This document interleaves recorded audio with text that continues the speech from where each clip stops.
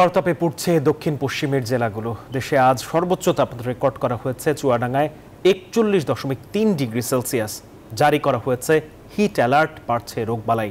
প্রয়োজন ছাড়া বাড়ির বাইরে না যাওয়ার পরামর্শ চিকিৎসকদের। এদিকে তাপমাত্রা আরও বাড়ার পূর্বাভাস আবহাওয়া অধিদপ্তরের। বিস্তারিত দেখুন ডেস্ক রিপোর্টে।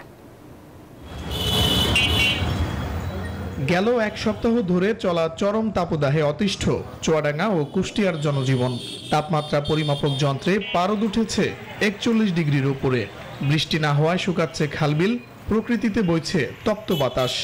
বিকাশে কম খরচে ক্যাশ আউটের লিমিট বেড়ে 50,000, প্রিয় এজেন্টও 2টা।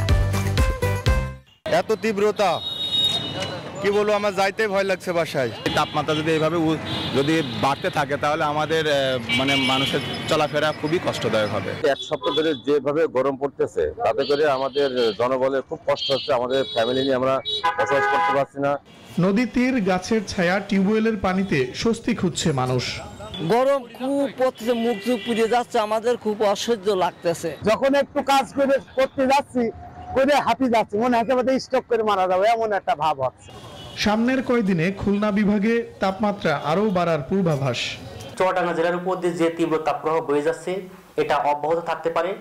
আগামীতে তাপমাত্রা আরও বৃদ্ধি পাওয়ার সম্ভাবনা রয়েছে। খুলনা বিভাগের উপর দিয়ে আপাতত কোনো বৃষ্টিপাতের সম্ভাবনা নেই।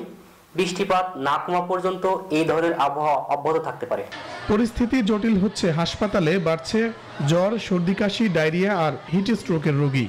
বাচ্চার ডায়রিয়া হয়েছে 4 দিন মতো, কিন্তু কম ছিল, কালকে থেকে বেশি, এই জন্য কালকে নিয়ে আসছি। এই গরমে রেজিডুয়াল বড় রোগী যেভাবে ভর্তি হয় ওইভাবে হচ্ছে, কিন্তু শিশুর চাপ বেড়ে গেছে।